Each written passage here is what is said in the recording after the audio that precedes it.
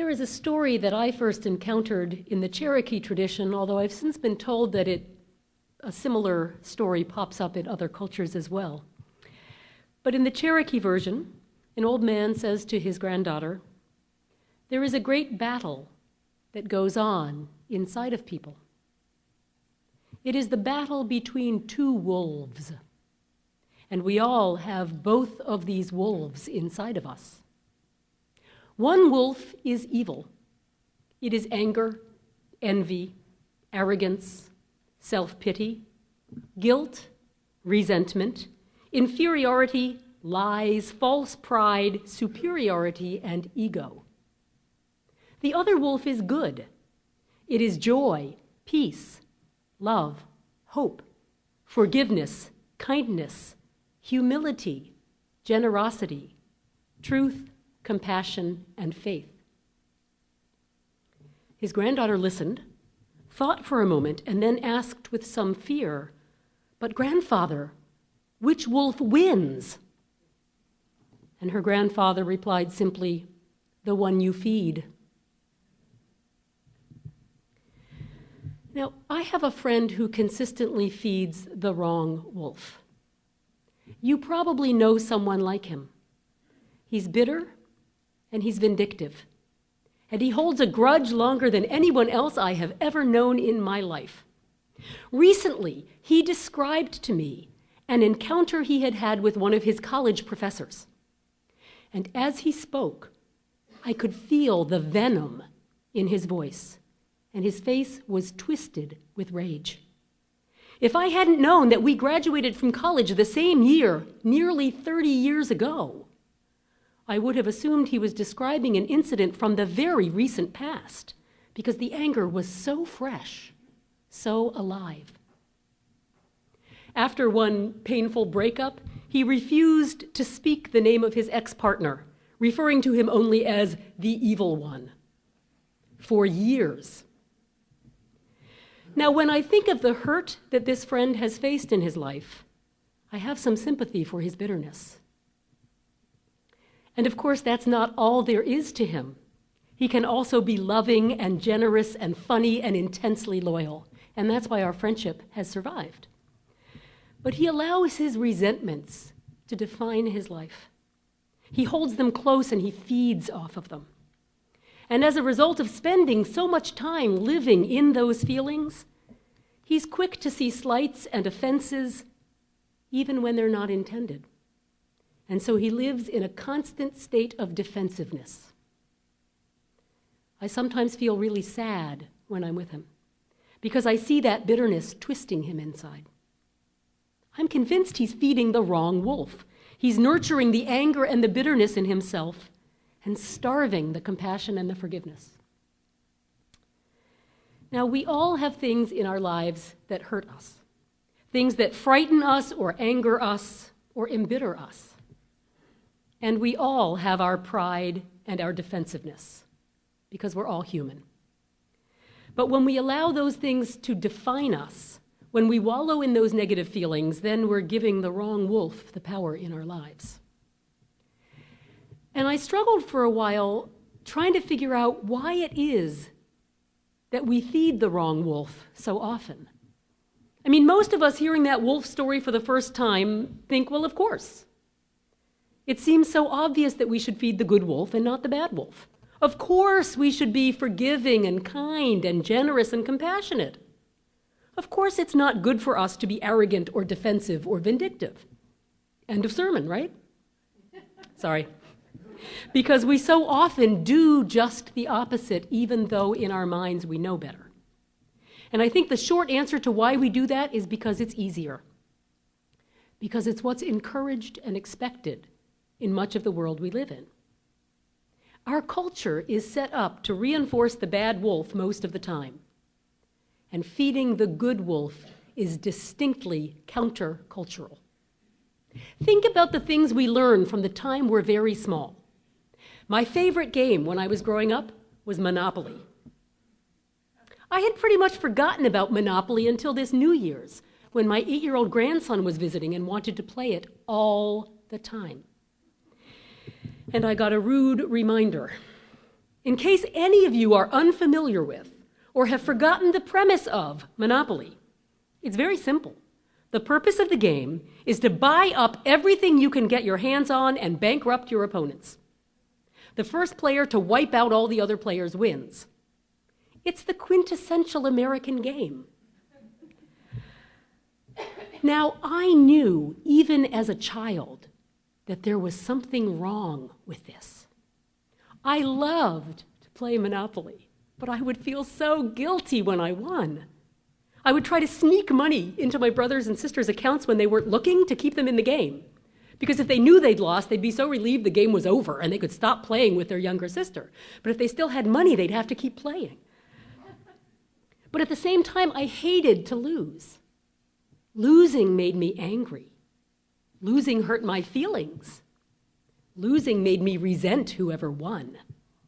Now, it didn't last long. I didn't hold on to those bad feelings and hate my sister for weeks because she beat me at Monopoly. But the feelings were very intense in the moment. Most kids have trouble with losing.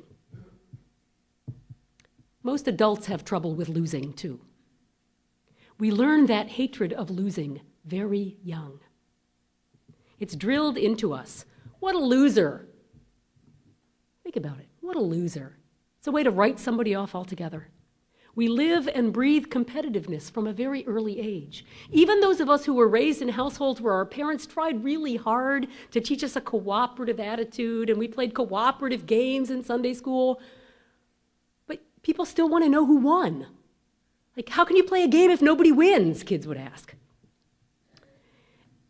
As adults, we mostly don't whine and cry and threaten to hold our breath until we turn blue if we don't get another chance to play and maybe win this time. But most of us are conditioned to believe that winning is important.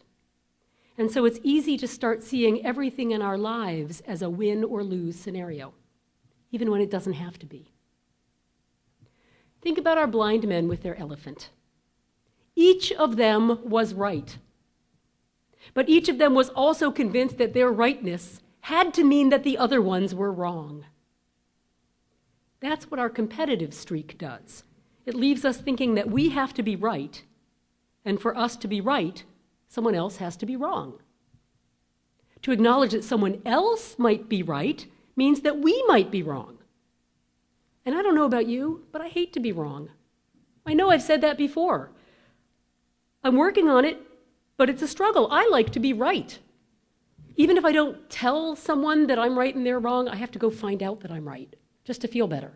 My husband and I had an argument over which Paul Simon album came out first, Graceland or Hearts and Bones. And I said Hearts and Bones, and he said Graceland. And I knew it was Hearts and Bones. And I went and checked both the album covers. I didn't tell him, but I needed to know I was right.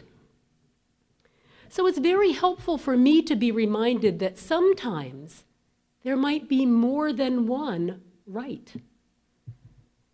I have found this a very important lesson when it comes to sustaining relationships. Like many of you, perhaps, I am blessed with a wonderful partner who approaches life quite differently than I do in many ways. This created some tension periodically until we got comfortable with the idea that my way of doing things and his way of doing things can both be good ways to do things. They're just different. But I still have to remind myself sometimes that when he does something differently than I would do it, that's not a critique of my way of doing things. Doesn't mean my way is wrong. One argument that has become funny in retrospect, but that was not funny at the time, ended with me insisting tearfully, millions of people live their lives just the way I do, and nothing bad ever happens because of it. And he said, you're right. But we both still have to work at remembering that his way is right for him, and my way is right for me, and neither way is wrong. Now, the version of the story of the blind men and the elephant that I used this morning is the only version I've encountered that puts the story in the context of religion, as opposed to just having it be a folk tale. I've always heard it was a story from India, but I had not heard it put into the mouth of the Buddha, except in this particular book. Now, it could be that Sophie Foss, who put the book together, took liberties with the story and thought, oh, this is the kind of story Buddha might have told, to put it into a world religions context. Or maybe that is the origin, and I had just heard abbreviated versions. But I find the context very helpful because religions deal with this issue all the time. If mine is right, yours must be wrong. I heard a devastating interview on NPR this week about David Kato, the one who was murdered in Uganda. He's been called the founder of the gay rights movement in Uganda. And as I said, the Ugandan police are calling the crime an attempted robbery, despite the fact that he was beaten to death with a hammer. Many in Uganda are convinced that it was a hate crime where homosexuality is illegal. And the person who was being interviewed on NPR said that while homosexuality has never been accepted in Uganda, attitudes toward gay people have grown much more violent since the visit from a group of American fundamentalist ministers who spent a lot of time preaching about the evils of homosexuality. If I'm right, you must be wrong. And if we take that philosophy to its most extreme conclusion, I have the right to exist and you don't, because I'm right and you're wrong. I was grateful to then learn that the United Nations Office of the Unitarian Universalist Association is actively working in Uganda now to support and protect the BGLT population there and to insist that the police take this crime seriously. I was talking recently with a liberal Christian colleague who said that she actually finds interfaith work, working with non-Christian people of faith, to be much easier than doing ecumenical work with other Christians. In the ecumenical world, she said, you get into a lot of arguments about doctrine, about who is being the right kind of Christian, who has the right to call themselves a Christian. Whereas when you get into interfaith work, people stop expecting everyone to believe alike. And so they can set the differences aside and just focus on the common ground. Differences don't have to be oppositional. We work with that all the time in Unitarian Universalism. We understand that we all approach religion, faith, spirituality, personal growth in different ways. It's built into our religious tradition.